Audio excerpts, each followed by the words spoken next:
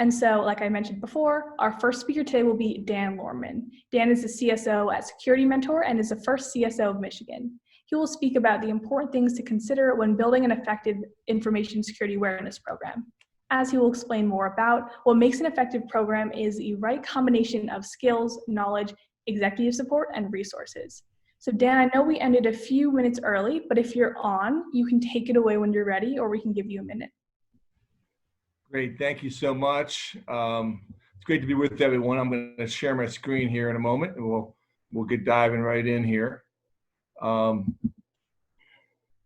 everyone seeing that okay? Madeline, does that look good? Yep, it's all good. Great, thank you. Welcome, everyone. It's great to be with you this morning. I'm coming to you from Michigan today. It's a kind of a cloudy, overcast day, but hope you're having a good day wherever you're at today and around the world, or certainly all over the United States. This is a really important topic of cybersecurity and security awareness training programs. And there's so much we can cover in this topic, and we're just going to do it, really kind of an overview in about 20-25 minutes. But as Madeline and Catherine mentioned earlier, we are going to take some Q&A at the end. So we do want to make sure that you bring your questions to us. You can leave your questions, and we'll make sure that we have some time to go over that as we go through the training today. My background, just real quickly, is over 30 years in the security industry. I started at the National Security Agency. I was in England with Lockheed and Mantech, Michigan government for 17 years. So a lot of different roles. An agency CIO. I was the CTO building Michigan.gov, the first portal for the state.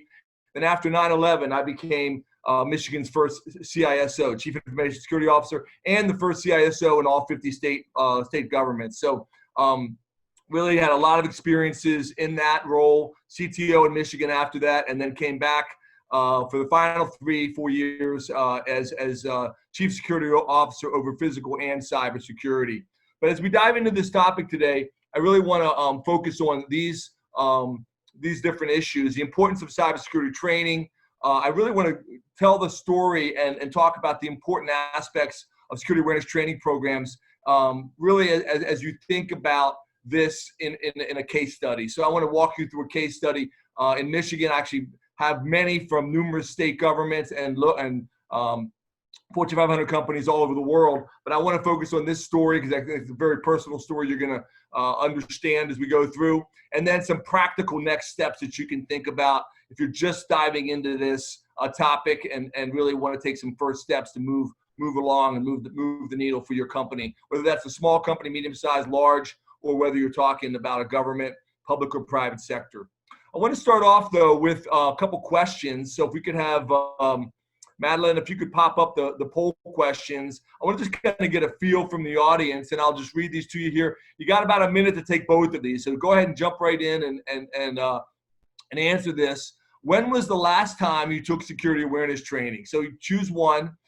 Recently, like in the past month or two. Number two, sometime in the past, but probably pre-COVID, maybe beginning of the year, that kind of thing. Or three, a long time ago, perhaps when you joined the company, don't remember it very well, but you did take it somewhere back, whenever. And then number four, never. What the heck is security awareness training? So you're here with us today, and you're just dealing with this topic for the first time. So go ahead and answer that question. And then number two, we'll answer both of these at once. Did you like the training that you took? Did you benefit from the material? And, the answers are here. Yep, loved it. Great training. Everything was great. Pretty good. Learned some new stuff. Feel pretty secure as a result. Not really. Death by PowerPoint, or please teach me something I don't already know. And then the last one, absolutely not. Death by PowerPoint is not training. So give you another 10 seconds or so. Then we're going to dive right in, and we'll go ahead and go to the answers and talk about the feedback that we got. So why don't we go ahead, Madeline, let's go ahead and go to the answers and see what we got here. And the answer is, most of you have taken it recently, which is good. Sometimes in the past year. So about a third of you have taken it recently, which is great to see. Sometime in the past year, pretty good. And then about 24% never. What the heck is security awareness training? So hopefully this will give you some overview on that. What did you think of it? Loved it? 14%, not so many. Most thought it was pretty good, learned a few new things. 19%, not best use of my time. And then maybe another 10%, death by PowerPoint, horrible. Well, one of the things I want to just mention right out of the gate, as we think about these poll results, is that there really is a huge correlation to how people find the training that they're taking as far as value. Are they learning something new? Are they actually benefiting? Is it interactive? Is it engaging? Does it engage the culture? Does it meet the needs? We're going to talk through some of those. We'll talk through some of those specific best practices and we get near the end of this. But that's really important as far as the benefits people provide and measuring success and actually changing the culture and having people apply really different behaviors, because a lot of this is really about individual behaviors and actions people take with their computers at home and at work now with COVID-19 especially. So I wanted to start with a couple quick headlines. I think most of you on the line today. We had a great first session there. We're going to have some great sessions coming up. I know Kristen Judge well. I know David Spark and a lot of the other speakers that are coming up. Great speakers, very engaging. This topic of what keeps cybersecurity CIOs, what keeps CIOs up at night, and the answer for a large number of people is that cybersecurity keeps CIOs up at night. There's one poll from Wall Street Journal, and then this quote specifically around from CIO at Procter & Gamble is that really during COVID, we're seeing an explosion in incidents. We're seeing an explosion in challenges and vulnerabilities, numbers of ransomware attacks way up. And so as we think about this and we think about the challenges, we think about what can we do about that. A couple other quick headlines, again, just teeing up the topic as we dive in. COVID-era cybersecurity threats are being confronted each and every day. And then a lot of times you see this kind of thing. Here's 3 tips. Well, that's great. 3 tips for 2020. And you say, okay, what would those tips be? Some organizations are at a very basic level of awareness. They may be sending out emails. They may be sending out something. They're at least, trying to provide tips that can help. So do not click on malicious links. Use use anti-malware, change your passwords. Certainly you can't argue with any of those tips. But again, I think for most people, a lot of people think, well, those are things I've already heard before. Again, teach me something I don't already know. And as we say to people, just don't click on links. Well, what do you expect people to do? I mean, they get links. How do you train them to actually know and analyze and know what to do in those situations? Mike Rogers, this goes back, a few years, actually. You can see the date here, I think is actually back in about the 2011, 2012 timeframe. Mike was a congressman from Michigan, head of the Cybersecurity Committee in the House Intelligence Committee. Did one of our cyber summits here when I was CSO in Michigan. And he talks about 80% of cybersecurity problems can be solved with great computer hygiene. I've seen numbers of 90%.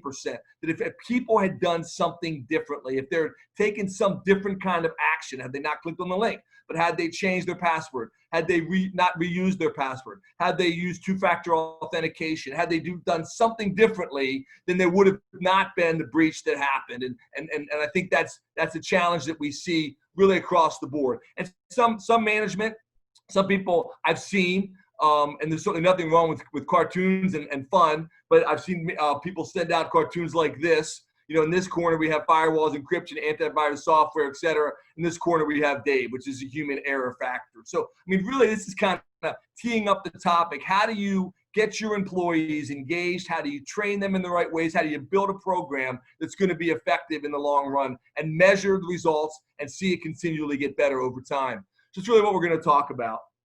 And I want to start the story kind of going back to 2004 and take you back to my first experience with cybersecurity awareness training when I was CISO in Michigan government. And so this takes us back about 16 years now.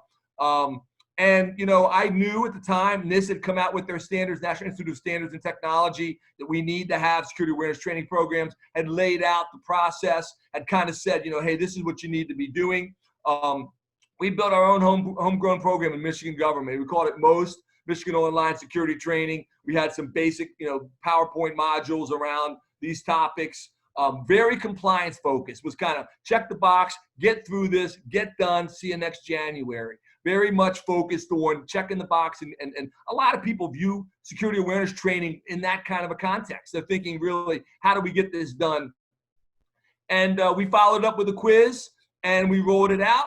And it's better than nothing. So what I can say is I'm partially guilty because I was the co-author of this. Certainly, it was one of the first programs in the country and state governments in all 50 states back when we just started in the MSISAC with Will Pelgrin, a lot of organizations, and it was certainly better than nothing. The problem was by 2011, we did some feedback on this, and we had been doing the same thing over and over and over again. We all heard the phrase, you can't keep doing the same thing and expect a different result. But by 2011, we actually came in. I had been, a couple different jobs between those two. Been CTO for the state, running the data centers, consolidating data centers and technology and help desks. Came back as CSO. We had a new governor, Rick Snyder, at the time. Came from Gateway Computers. Really wanted to focus on cybersecurity. So we really put together a world-class team to look at a whole wide range of different topics that Michigan did great work with that. The Michigan Cyber Range, Michigan Cyber Disruptions, response strategy, our cyber corps, civilian volunteers. A lot of great things happened. But one of the things we did was really award-winning, was around awareness training. But we started, we said, let's talk to our employees. What was that employee feedback? And people said to us, this is boring. This is tech speak. This is irrelevant. It's outdated. It's death by PowerPoint. It doesn't really work for us. It doesn't apply to me. It's somebody else's job. In a word, this thing was a flop. So we knew we had to basically throw it all away. We needed to go out and we needed to find something different. And we did that in 2011. 2012, we rolled out basically a new program. But before we did that, we had to address some issues. We had multiple audit findings. We had minimal participation. Actually, only really, we had about 3,000 out of 50,000 state employees were taking the training in 2011 from the previous year. So we kept doing the same thing over and over again, but we weren't even getting the buy-in. We weren't getting the bottom-up participation. And then, we said, we had a new governor, as I mentioned, new sense of urgency, new Michigan Cyber Initiative, new strategy. By the way, they're still doing those cyber summits. Governor Whitmer's have one coming up in Michigan here in October. But new executive management and a new approach. So we went out, as I mentioned, and we asked people, what is it that you're looking for? What is it that you're looking for in online training? What are the best practices out there? And we clearly looked at a variety of things. And one of the things people obviously love is they love games. And they love interactive content. They love content that's, you think even something like weather.com, one of the most popular sites on the internet. Why is that? Because you can zoom into your zip code, get it hour by hour for your zip code, and you can go zoom out and you can look at the whole country. You can look at the hurricane that's coming up in Florida, in Gulf of Mexico right now to Texas and Louisiana. You can see those details. And you can, take it from 1 day, 1 hour, all the way out, and you can look at maps.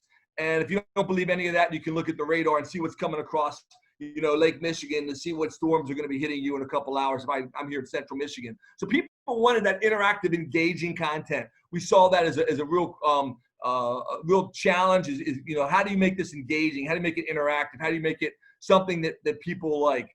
We also said, okay, we did a brainstorming session and we said people wanted a fresh approach. People like to see something that's brief, something that's frequent, something that's interactive. You can see all these different things: engaging, focused, convenient, measurable, gamification, make it competitive, make it something that's, if you can really think about it, new and different, and then really, how do you make it fun? So, that's really the challenge. So as we came across with a cross-functional team, and we built the programs, built an RFP, went out, said, we want to look at what's best in the world. We want to really search the globe, and we want to find out. We talked to 20 vendors, 8 bids, 4 live demos, and then the winning bidder, really we came in with Security Mentor. And this, again, was in 2012, 2013 timeline, because of the fact that it was brief, frequent, focused content that was delivered in a way that was very, very meaningful to specific questions that people had.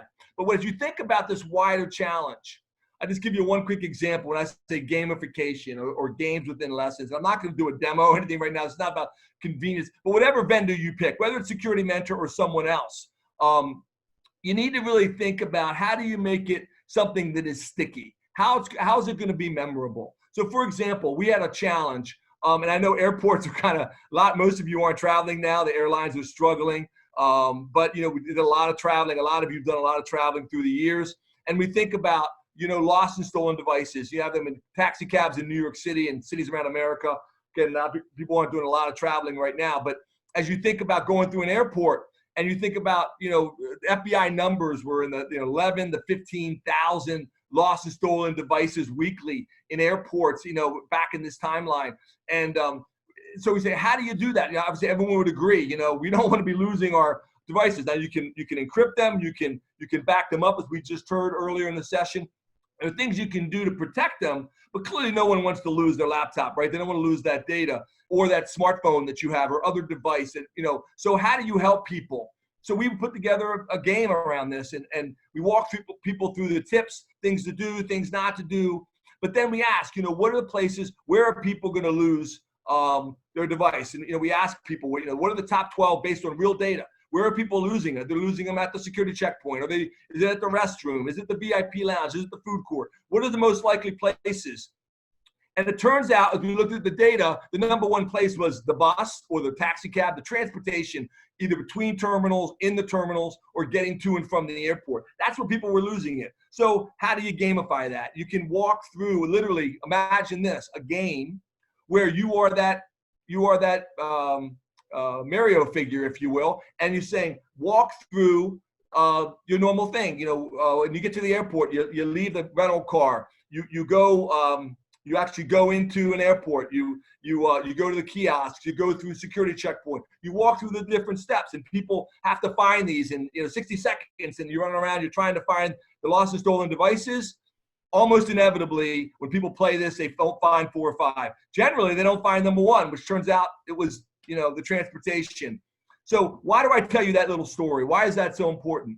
Well, you want to tell real life stories about things that are really mattering to people and make it sticky.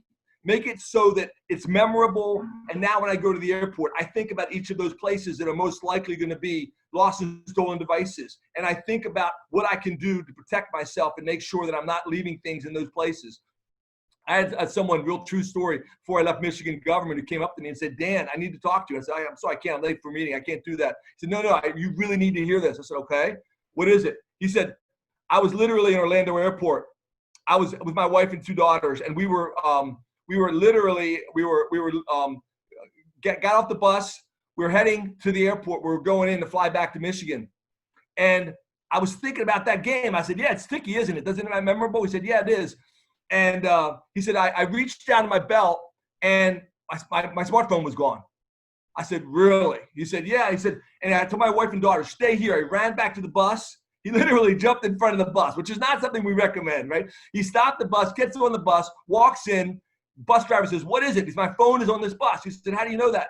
He said, because I was texting with my friend on the way to the airport. I know it's here.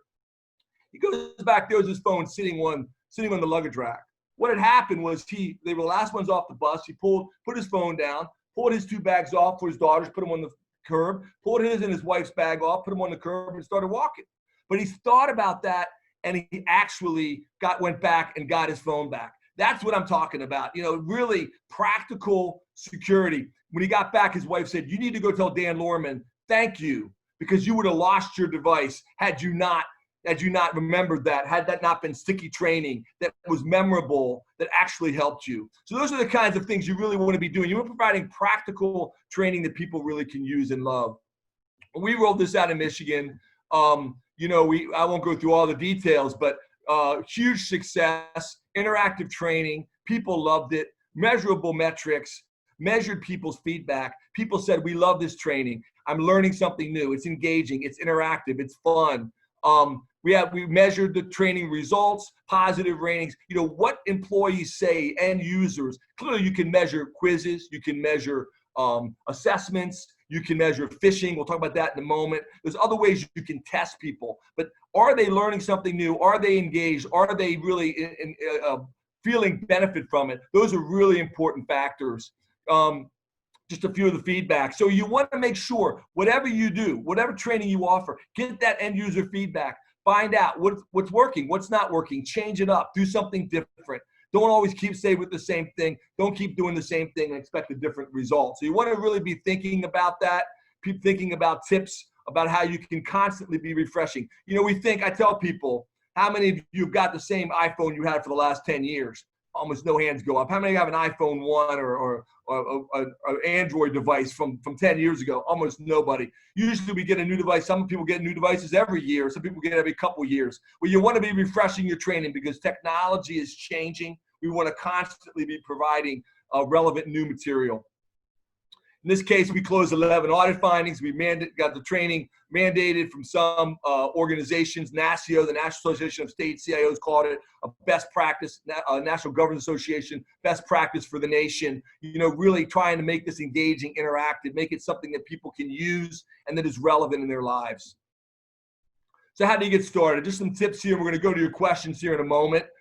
Certainly get those questions in. Just some summary points here quickly. And then I know we have whole classes, by the way, I teach at Secure World events, which obviously have now been gone online and they're not being around the country. But we have a detailed class that we offer a half day that goes into hands-on. What are the specific things? How do you get management buy-in? How do you get some of these things to happen in more detail? But these are some of the major components you want to really think about. What policies do you have in place? Are people following them? You know, a lot of people have policies and they're quite frankly ignored. Especially hard right now with working from home, with people doing telework with COVID-19. Do you have guidance? It's amazing some of the surveys, employees saying around the world, 50+% saying management has given us no guidance, which is hard to believe, on what we should be doing differently at home, or especially in some places, people are using work laptops. Other places they're using home laptops or home devices and home networks. And important that you have policies and procedures. Management buy-in. And it's not just, I've never known a management executive in any company or government that raises their hand and said, I don't care about cybersecurity. So clearly, a lot of people think, oh, I've got management buy-in, and they're for security. No one's ever against security. It's kind of like being against air. You know, you can't be against it. But are they walking the talk? Are they actually taking the training themselves? Are they actually doing things and really leading by example? Quick story, Governor Rick Snyder literally, one time at a cabinet meeting, he asked, this was before cabinet meeting was there, he said, how many of you in the cabinet have taken the training? No hands went up.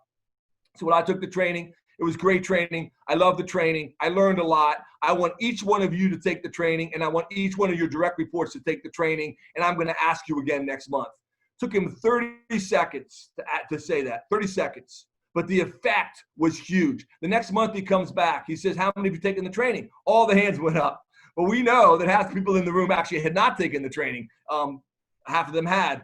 But the ones that didn't, it was actually good because they ran back, they canceled meetings. We know in some cases they called staff meetings and said, I told the governor we took this. We're all going to take it right now. I'm talking about the leadership team for major agencies in government. We're going to take this right now because I just told the governor we're going to take it. We're going to get this done. Cancel your other meetings. Get this training done. So that leadership by example is huge. If you get that, but management buy-in, it's great. Also, you need to have bottom up. So you need to have that top down. You want bottom up, word of mouth. You want to have measure with surveys.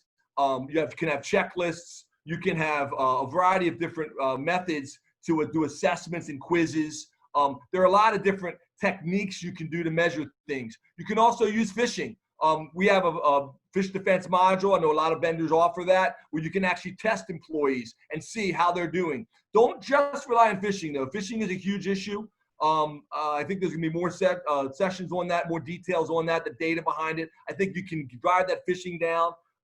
That's important, but there's a lot of other aspects, passwords and lots of other social media, variety of different topics that are really important to engage your staff in. So you can test them in a wide variety of ways and make sure that you are constantly improving, constantly getting better. I have a bunch of slides I pulled out of here. I wanted to keep this short. I want to get to your questions here in a moment. But certainly you can partner. There are free resources available at Stay Safe Online. I know Kristen Judge, who's our next speaker, worked over there, Stay Safe Online, and they've got a lot of great resources available. There's others available as well from NIST and other places.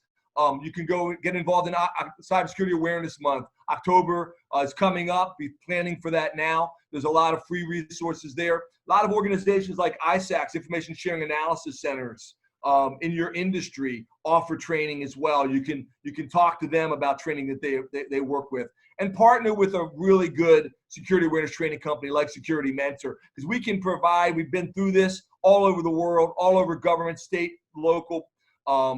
Really, I run public sector practice, but I work with biggest corporations in the world, and really important to have that track record, and we can help you and kind of mentor you through the process of making sure that you're changing the culture, making it a approach that is repeatable, that is engaging. You certainly want to be constantly providing material, content that is sticky, engaging, and that people are going to love. So with that, I know we got about 7 minutes left, and so I'm going to jump over to Catherine or Madeline. You guys, do you have any questions come in? And happy to answer any questions. Yes, so Dan, thank you again so much for that presentation. We do have a few questions in chat, as well as we collected a few questions beforehand, but just starting with the first question that appeared. So this is from John Meary, and he asked, you were one of the earliest and most effective pioneers in getting cybersecurity established in state government. How did you educate people who didn't understand the threat? Great question, John. Thank you for that. I'll tell you, in the early days, it was hard because the focus was all around 9/11. The focus was all around, the focus was all around buildings and blowing up buildings, and I mean, it was very big in the conscience and the mind of Americans around. It was about 2002. I will tell you, one thing that really helped us is practical business examples. So we had just closed a lot of buildings. We had built Michigan.gov. We were the first state to have a .gov domain. A lot of states have portals that at the time, and of course, almost every state's got portals now, providing government services. At the time, we had taken like literally 1,000 different government services, condensed them into one portal, one set of one set of colors, one set of content management system.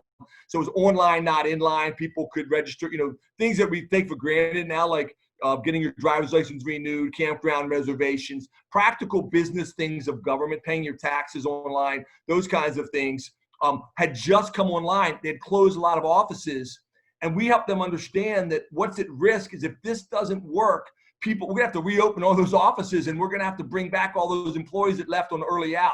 So, there was a financial cost to it. They're showing them the risk and putting it in their own language. Going around, one thing we didn't talk about today was roadshows. We would go around annually to each agency and talk about their specific agency, the national risks, the global risks in cyber, but then their risks statewide, their risks in their agency. How were their people doing in their agency? What was their risk profile? So putting it in business terms and actually making it relevant for the management and the executives in government. That's how we got the buy-in. It also helps to have a person at the top who does it. But even those early days with Governor Engler and then Governor Granholm, they really bought in because we made the business case. Next question. Yes, so we have another question in the chat asking, what sort of resistance have you encountered in your quest to kind of educate people about cybersecurity, and how did you deal with it? Yeah, no, great question. As I mentioned in the beginning, a lot of people think, well, that's not relevant for me, especially you hear things like, teach me something I don't already know, the things I've kind of mentioned. I've already heard all this, come on, I know I need to change my passwords. But giving practical tips. I know Kristen Judge, who's coming on next, was really good at this, telling people the value of something like two-factor authentication and how easy it is to use. It was free. The price is great. And yet, I guess at the time, it was like 7% of America was using it. Now it's like 25%, but still 3 out of 4 people don't use two-factor for Facebook, for social media, for banking. I mean, it's unbelievable that they don't use these. But understanding the tools, they don't have to be hard to use, showing them how to do it, showing them the value, and making it relevant in their situation. One exercise we go through in our 4-hour seminar is we talk about the employees and we talk about what makes them tick. Some employees are really motivated by family and their home situation. Other people are more about promotion. Some people are more about other things. So what are the motivators, and making sure your training addresses those specific personal aspects of the training for that individual audience. Awesome, thank you. And so another question we have, this is more about, I guess, general cybersecurity, but the question is, like, I want to start my career in cybersecurity. Can you suggest maybe a roadmap? Yeah, it's a whole session, 30 minutes just on that one. But actually, we've done seminars. We have to come back and invite me back, and we'll do a 30-minute one just on that topic. It's a great question. There's a lot of great programs in community colleges, and you know, a lot of individuals are involved in cyber competitions now. I know you guys are talking about competitions. Certainly would encourage you at the high school level to get involved in those cyber competitions around the country. There's some great programs in Michigan and really all 50 states have great cyber competitions program, almost like we had, you know, Quiz Busters, you have Cyber Busters kind of thing, you know, really get involved in that. A lot of great cybersecurity certified programs in community colleges and universities around the country. So I would get into one of those great programs. You know, get an internship, get involved early, get your hands on. The people that have been most successful that I've worked with, students were very assertive. They stuck with it. They were willing to go the extra mile, and they worked really hard. So have a great attitude. Get a job. You know, whether it's an internship, student job. Very, very helpful early in your career, and then get into one of those cyber programs. NSA certified programs. You can look it up. There's lots of great programs all across the country. Thank you. We have another question from Todd asking, do you see any significant difference between how public and private sector organizations approach cybersecurity? It depends. I mean, to a large extent, yes. That's a lawyer answer, right? That's every lawyer I know. Whenever you ask them a question, the first thing they say is, "It depends." You know, it really. I mean, I've known some. I always say we have the leaders, the followers, and the laggards, and you have it in all three categories. You've got it in government, and you have it in the private sector. We've got some great leaders in government. We've got some real laggards in government, and I see that. You know, for the leaders on both sides, I say there's a lot of similarities. They got that management buy-in. They got a bottom-up program that people love. They got it really engaging, interactive. I'll call out to my friend at Lear, Earl Doobie, does a great job. He has a global 40,000 people all over the world in 12 plus languages. They're in China, they're in Europe. They do a great job at Lear. I've seen some great states. North Carolina does a great job. Now, a lot of really good states that are doing a great job in this, and other states that are kind of far behind, that kind of just do what they have to do and they're just checking the box. So I think it's more the leaders follows laggards than it is, you know, all government's good or all private sector's bad or vice versa. I don't want to say that all private sector gets it, because I've even known companies that really did a great job. I come back 3-4 years later, I'm talking to them, and not so much anymore. It kind of goes in a pendulum swing. So you really want to build that culture of security. I say, like, I'm a big sports guy, but like building a winning football program that wins year after year after year, not just a one-time thing and then they never win again. But you want to keep it going for the long haul. Thank you so much. Unfortunately, we're going to be out of time now. So so we're going to move on to Kristen Judge. She's our next speaker, and thank you, Dan. And she's the founder and CEO of the Cybercrime Support Network, and she's going to be talking about supporting cybercrime victims.